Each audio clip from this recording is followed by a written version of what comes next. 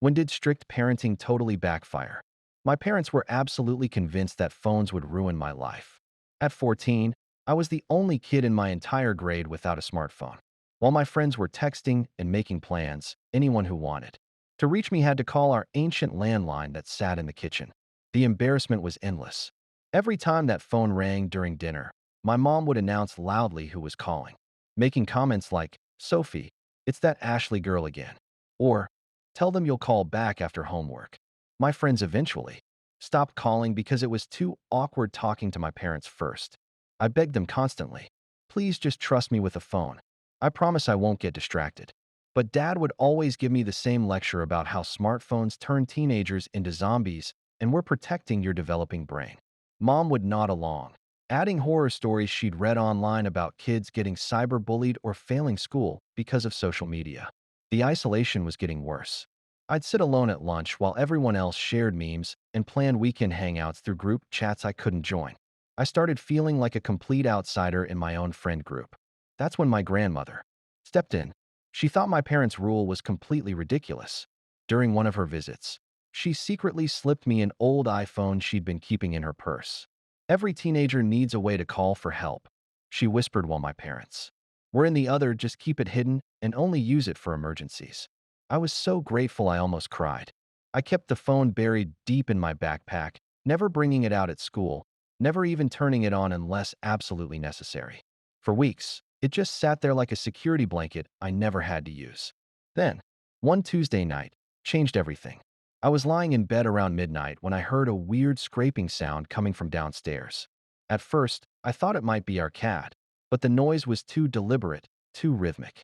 I crept to my bedroom window and looked down at our backyard. A man in dark clothes was trying to pry open our sliding door with some kind of tool. My heart started pounding so hard, I thought it might wake up the whole house. I ran to my parents' room and shook my dad's shoulder frantically. "Dad, wake up. Someone's trying to break in." He groaned and barely opened his eyes. "Sophie, go back to bed. You probably just heard the neighbor's dog." "No, I saw him. He's got something in his hands." Mom rolled over, annoyed. "Honey, you watch too many scary movies. It's just your imagination." I ran back to the window. The man was still there, and now I could hear the glass starting to crack. Panic shot through me as I remembered the landline downstairs was broken. It had been making weird crackling noises for days, and my parents kept saying they'd call the phone company tomorrow. Their bedroom doors were locked from the inside, and they'd made it clear they thought I was overreacting. The only working phone in the entire house was the iPhone hidden in my backpack. I grabbed it with shaking hands and dialed 911. The operator answered immediately, and I whispered our address, explaining that someone was breaking into our house right now. She told me to stay on the line and that police were already on their way. That's when I heard the sliding door finally give way downstairs. I ran back to my parents' room, pounding on their door. "Mom, Dad, he's inside the house." I called the police. Suddenly, they were wide awake. Dad jumped up, fumbling for his phone, while Mom asked frantically how I'd called anyone. "Sophie's phone?" I heard Dad yell as he ran downstairs. "Where did you get a phone?" By the time he reached the living room, the burglar had heard all the commotion and was already climbing back out through the broken door. Dad stood there in his pajamas, looking at the shattered glass and the muddy footprints on our carpet. The police arrived 5 minutes later and took statements from all of us. The officer told my parents that if I hadn't called when I did, the situation could have been much worse.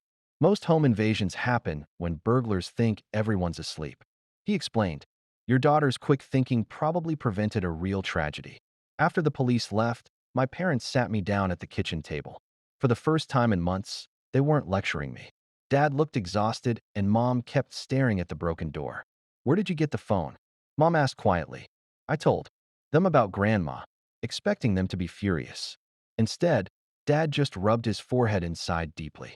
That weekend, my parents took me to the phone store. My parents were absolutely convinced that smartphones would ruin my life. According to them, these glowing rectangles were nothing but brain-melting devices, and at 14 years old, I was the only kid in my entire grade without one. While my friends texted, FaceTimed, and made weekend plans in group chats, anyone who wanted to reach me had to call the ancient beige landline in our kitchen. That phone was a beast. It had a curly cord that tangled into knots and a ringtone. so loud it could wake the dead. The worst part? Every time it rang, my mom would announce it to the entire house like she was a town crier. "Sophie, it's that Ashley girl again," she'd call out. Or, "Tell them you'll call back after homework." It was humiliating. Conversations with my friends always started with 5 minutes of awkward small talk with my parents. Eventually, people stopped calling altogether. I begged them constantly, "Please, just trust me with a phone. I won't get distracted. I'll be responsible." But Dad would launch into the same dramatic lecture about how smartphones turn teenagers into zombies, while Mom nodded solemnly and added horror stories she'd read online. Cyberbullying, social media addiction, kids failing school. Meanwhile, I sat alone at lunch while my friends huddled around screens, laughing at memes I couldn't see, planning hangouts in chats I couldn't join. I wasn't just left out, I was erased. That's when my grandmother, bless her, decided enough was enough. During one of her visits, she pulled me aside, lowered her voice, and slipped a small, scratched-up iPhone into my hand. "Every teenager needs a way to call for help," she whispered. "Keep it hidden. Only for emergencies." It was like being handed a secret weapon. I tucked it deep in my backpack, never bringing it out, never showing anyone. I didn't even use it at school. For weeks, it just sat there, comforting, like a security blanket I hoped I'd never need. Then came the night everything changed. It was a Tuesday, just past midnight. I was lying in bed, drifting off, when I heard a sound downstairs. Not the creak of pipes or the shuffle of our cat. Something deliberate. A metallic scraping, slow and steady. My chest tightened. I crept to my window and pulled back the curtain. My blood went cold. A man in dark clothes was crouched by our sliding glass door, working it with some kind of crowbar. I ran to my parents' room, heart hammering, and shook Dad awake. "Dad, wake up. Someone's trying to break in." He cracked one eye open, groaned, and rolled over. "Sophie, go back to bed. It's probably the neighbor's dog." "No, I saw him. He has a tool. He's prying the door." Mom sighed and pulled the blanket over her head. "Sweetie, you've been watching too many scary movies. Go back to sleep." I wanted to scream. I rushed back to the window. The man was still there, leaning harder on the frame. I heard a faint crack of splitting glass. And then the real horror hit me. The landline was dead. It had been making crackling noises for days. My parents kept saying they'd call the phone company tomorrow. There was no way to call from their locked bedroom either. The only working phone in the entire house was buried in my backpack. Hands shaking, I pulled it out, powered it on, and dialed 911. My voice trembled as I whispered our address. The operator told me to stay quiet. "Stay on the line. Officers are already on their way," she said. That's when I heard it, the final shattering crack of the sliding door giving way. He was inside. I pounded on my parents' locked door, screaming, "Mom! Dad! He's in the house." I called the police. Suddenly, they were wide awake. Dad stumbled out of bed, fumbling for his phone that didn't even work. Mom gasped, "How did you call anyone?" "Sophie's phone." Dad yelled as he ran for the stairs. By the time he reached the living room, the burglar had already bolted, spooked by the noise. Shattered glass lay everywhere. Muddy footprints smeared the carpet, and the night air poured in through the broken door. 5 minutes later, flashing blue and red lights filled the street. The officer who took our statement looked my parents square in the eye and said, "If your daughter hadn't called when she did, this could have been a lot worse." Most home invasions happen when burglars assume the family's asleep. She probably prevented a tragedy tonight. For the first time in months, my parents didn't lecture me. They didn't scold me. They just sat at the kitchen table in silence. Dad rubbed his forehead. Mom stared at the broken glass glittering in the moonlight. Finally, Mom asked in a quiet voice, "Where did you get that phone?" I told them the truth, that Grandma had given it to me. I braced myself for the explosion. But instead, Dad just let out a long, tired sigh. That weekend, without another word of protest, they drove me to the phone store. The irony, their strict parenting had been meant to protect me.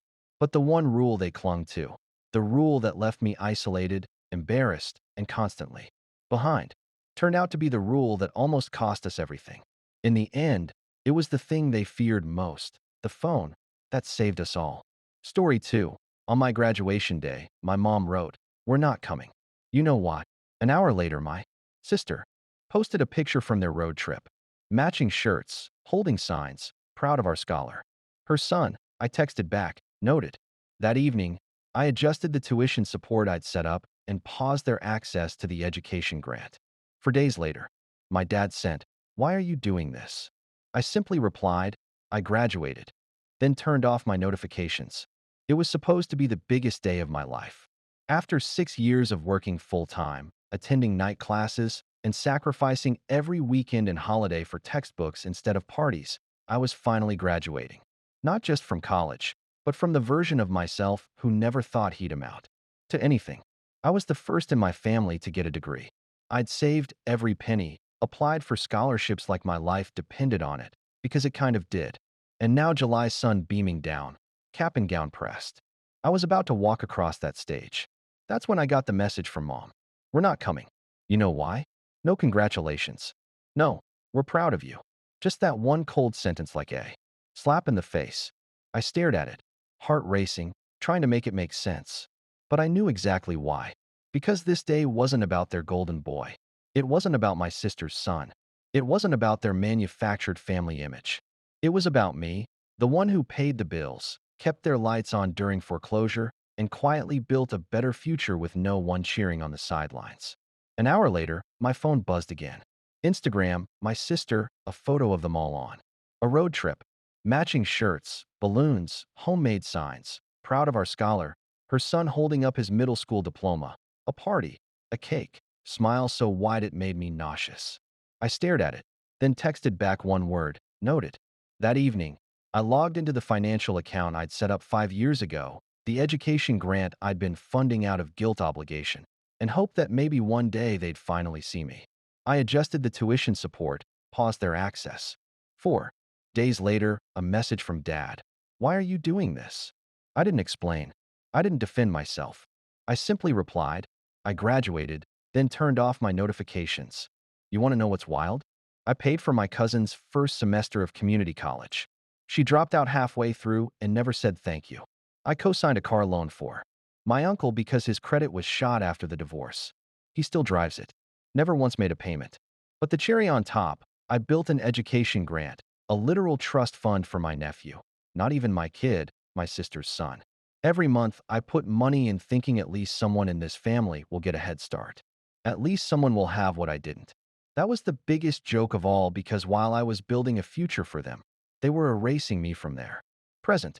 Let me rewind. I grew up invisible. Not in a sad orphan kind of way, but in the family scapegoat who somehow still pays for dinner kind of way.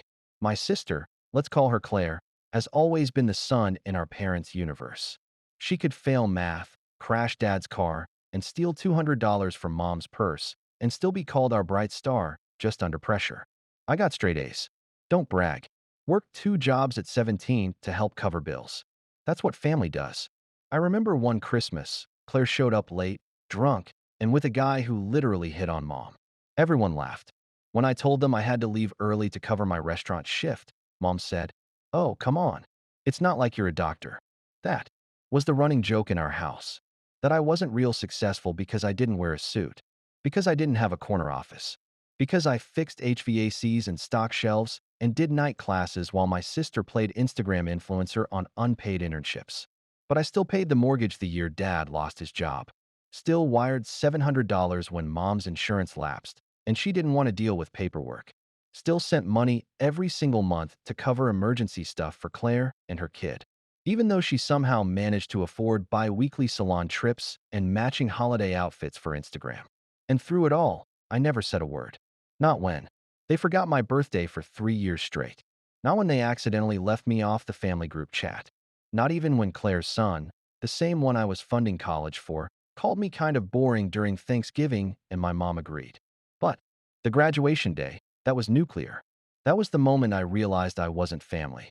I felt more like a provider than a person. I'd gotten up early, bought myself a suit, ironed my shirt 3 times, practiced my walk across that stage like it meant something because it did. It was everything. When I opened that message from Mom, I felt something snap. And when I saw that photo, my family on a road trip celebrating him, that break turned into something else. Rage. Not loud, not explosive. The cold kind. The kind that makes you look at numbers, not memories. So, I opened that grant portal, froze it, locked it, sent a notice to the bank. They'd have enough for a few more weeks. Tuition prepaid. But after that, nothing. No more top-ups. No more support. No more me footing the bill while they treated me like the family intern who just won't quit. I expected silence. What I got? A barrage. Text from Dad. Caps lock. This isn't fair. Your nephew is in school. Don't make him pay for our arguments. Argument. There was no argument. There was a betrayal. I'd been loyal to a fault, and they'd used that loyalty like a leash. Want to hear the kicker? Claire called me 2 days after I froze the account. No apology, no shame. Just, hey, I think something's wrong with the tuition grant. Can you fix it? Tyler needs his book allowance this week. Her voice so casual like. We were talking about a Netflix password. I just said, nope, nothing's wrong. You sure? She said, starting to sound annoyed because I got a notice. I know. I cut in. I sent it. Long pause. What do you mean you sent it? I mean, I locked it. You're done. The silence on the line. Delicious. Then came the storm. Are you kidding me? Tyler is just a kid. So was I when I paid your rent. You can't do this. He's your family. No, I said. He's your family. You all made that clear. For days after graduation, Dad called. I was standing in line at Target, holding a shower curtain and a pack of ramen, finally getting around to furnishing the tiny apartment I could now actually afford to live in without having to siphon my paycheck into my family's financial black hole. My phone vibrated. Dad. I stared at it, thought about letting it ring. Then, curiosity got the better of me. Hello. Why are you doing this? No. Hi. No. How was graduation? Just that. Shouted into the receiver like I just committed a crime against humanity. I kept my voice calm. I graduated. What? You heard me. You're punishing everyone because we couldn't make it to your little my what? I snapped loud enough that the woman behind me in line blinked. My little graduation. You mean the day I spent 6 years working toward while putting your bills and CLA's kid ahead of my own future? That little graduation? Silence. Then a sigh. That world-weary dad knows best. Sigh. He'd been perfecting since I was 12. Look, I know. You're upset. No, I said, cutting him off. You don't know. You've never known. You think this is easy for us? He barked. You think we enjoy asking you for help? I think you enjoyed not having to pay for anything. Don't be dramatic. I nearly laughed. Dramatic? After everything? You guys left me off a trip to celebrate someone else's achievements with my money. And now you're mad that the ATM stopped spitting bills. Cry me a river. Don't bring your nephew into this. He snapped. He didn't do anything wrong. No. I said he just reaped the benefits while you all pretended I didn't exist. Dad went quiet again. Then, as if it would explain everything, he said, we didn't think it would matter to you. Those words landed like a brick to the chest. They didn't think it would matter. Like I was incapable of needing love or recognition or even basic respect. I hung up mid-sentence. Didn't even say goodbye. Just dropped the phone into my pocket and walked out without buying anything because I needed both hands to keep from punching the wall. That night, Claire showed up. No warning, no call, just bam. Her SUV parked half-cocked on the curb outside my apartment, hazards blinking like a siren, announcing the arrival of chaos. She didn't knock. She pounded. I opened the door to find her. Already mid-rant. What is wrong with you? I leaned against the door frame. Good to see you too. Tyler can't register for fall. He was crying last night. Crying. Is that what you wanted to ruin his future because you're mad we missed your little ceremony? There it was again. Little Claire, I said. I'm going to say this once. You will not gaslight me in my own doorway.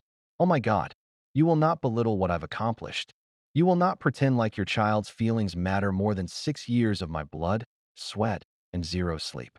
Why are you acting like this? She snapped. Because I finally realized what I am to you. She blinked, arms crossed. I'm not your brother. I'm your bank. And banks don't feel. They don't cry. They just dispense cash until they close. She was quiet now, lips pursed. I was at your baby shower, I said. At every birthday, every milestone, I was the one who babysat when you wanted date nights. Who? Stayed up at night fixing your budget spreadsheets because you couldn't figure out how to stop buying bath bombs and fake plants. Claire looked like she'd swallowed a lemon. You let Mom send me that message. You knew what it meant. I didn't write it. You posted the photo. She didn't deny it. Just looked away, mouth twisted like the truth physically hurt her to hear. You think you're so righteous now, she said bitterly. Like you've never made mistakes. I have, I agreed. And the biggest one was letting all of you think I owed you something. She turned on her heel without another word, slammed her car door hard enough that my neighbor peeked out the window. I didn't flinch. Let them stare. Let the whole world watch me finally take my life back. The next morning, the group chat exploded. Family Chat 1.0. Mom, this is not okay. Tyler is just a child. Dad, we sacrificed for you too. Don't forget that. Aunt Rachel, can we please stop the drama? It's tearing the family apart. Claire, you're a monster. You don't deserve what we did for you. What they did for me. I stared at that message like it was in another language. I was about to delete the chat entirely until I had a better idea. I screenshotted the graduation picture. Me in my cap and gown holding my degree, standing alone in front of the campus fountain. Then I wrote one sentence. Me. I built everything you see here without any of you and left the chat. I stepped away for peace of mind. Blocking my entire family wasn't some symbolic gesture. It was survival. I wasn't just removing them from my phone. I was evicting them from my mind, from the space they'd rented in my chest for free for the past 3 decades. And when the silence hit, it was deafening and beautiful. No more late-night guilt texts from mom asking if I could just spot them. This once. No more passive-aggressive links from dad about investment strategies for professionals as if my job wasn't professional enough. No more Claire guilt tripping me about how hard it is being a single mom when your brother suddenly turns into a stranger. It took less than a week for the first wave of peace to settle in. For the first time in years, I woke up without dread crawling up my spine. There were no alarms, no chaos, just sun through the window and silence. Blissful, holy silence. And then came something else. Something I didn't expect. Freedom. Without the financial black hole that was my family. I suddenly had money. Real tangible, not already promised to someone else money. I upgraded my mattress, bought real groceries, got a gym membership. I even booked a therapy appointment, something I'd been putting off for years because I couldn't afford it. Turns out when you're not bankrolling your sister's fake emergencies and your dad's latest dumb investments, you can actually breathe. And when I told my therapist everything, the financial manipulation, the emotional erasure, the birthday after birthday, they forgot. She looked me dead in the eye and said, "You weren't part of a family. You were part of a power structure, and you just resigned." That line, I kept replaying it in my head like a mantra.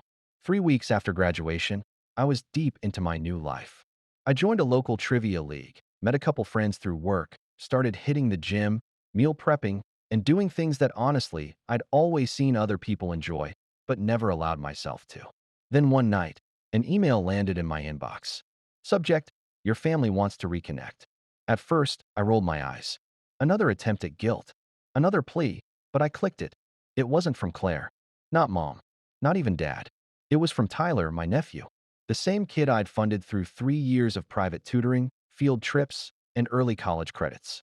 His message: Uncle D, I don't know what happened, but mom says you're mad at everyone, and I'm not allowed to talk to you. I just wanted to say thanks for everything. You're the reason I even got into school. I hope you're okay. I stared at that screen like it had slapped me. Not because it was manipulative, but because for the first time in years, someone in that family spoke to me like I was a human, not a service. And you know what I did? I didn't respond. Not because I didn't care, but because I finally did about myself. Word must have spread. Because the next week, Dad showed up at my apartment. I didn't open the door, just stood at the peephole, watching this man, this storm of disappointment and control, holding a Tupperware of something that looked vaguely like lasagna. He knocked twice, then muttered, "You're making a mistake, son." I waited until I heard him shuffle away. Only then did I open the door and take the container inside. I let it go. It felt symbolic. They tried again. Claire sent flowers, cheap ones, with a note that said, "We all make mistakes. Don't let pride ruin this." Funny how my boundaries were now called pride. Then mom sent a letter. Handwritten, long, messy, half guilt, half manipulation, one part soba story, 2 parts delusion. Families fight, but we always come back together. Don't throw away your roots. Roots? Lady, I was the soil. I never replied. It's been 6 months. 6 glorious, silent, drama-free months. I finally started my master's program. Fully paid by me, I moved into a bigger place, one with an office I didn't have to share with guilt. I stopped apologizing for putting myself first, and slowly people noticed. My boss commented that I seemed lighter, more focused. A coworker asked me out. I said yes. We laughed until 1 a.m. over tacos. I didn't mention my family once, not because I was hiding them, but because they no longer define me. Last week, I got a DM on LinkedIn. It was from CLA's ex, Tyler's dad. Weird, right? He said he'd heard what happened, that he was sorry, that he always knew Claire had a way of burning bridges and blaming the ashes on someone else. Then he added something I'll never forget. Tyler's not like her. He talks about you all the time. He told me he wants to be like you. I sat with that for a long time because for the first time I realized maybe I had made a difference. But I didn't need to be used to do it. I didn't need to bleed myself dry to matter. I didn't need to be the family hero. I just needed to be free. I wasn't the failure. I was their escape plan. They never thought I'd actually walk away. They thought I'd simmer, cool off, crawl back because I always did. I was their emergency contact, their human savings account. They were out of options. Let's call him person. But this time, I didn't just walk. I closed the door, changed the locks, and paved over the driveway. I spent years carrying them. And now, I was learning to walk without weight. It was strange. At first, like waking up in a new apartment. Everything familiar, but different, lighter. Still, no phone buzzing with guilt. No bank apps blinking red from emergency transfers. My calendar didn't have babysit for Claire, send check to mom, or cover rent again. It just said life. So I did. I filled my days with me. I enrolled in my master's. Started running again. Rail running. The kind where your lungs burn, but you feel more alive than ever. I started dating someone kind-grounded. Someone who didn't care about family pedigrees or messy history. And therapy game changer. I told my therapist everything. The missed birthdays, the family photos I was left out of, the graduation no one came to, followed by a road trip celebration. I funded but wasn't invited to. She said something that hit me like a thunderclap. You were raised to believe love must be earned, but real love doesn't keep score or invoices. That day I cried for the first time in years. Then I went home, looked in the mirror, and whispered, "You don't owe them a single thing." A month later, a package showed up. No return address. Inside was a frame, a photo I'd never seen. Me in my graduation robe, standing alone near the campus. Fountain.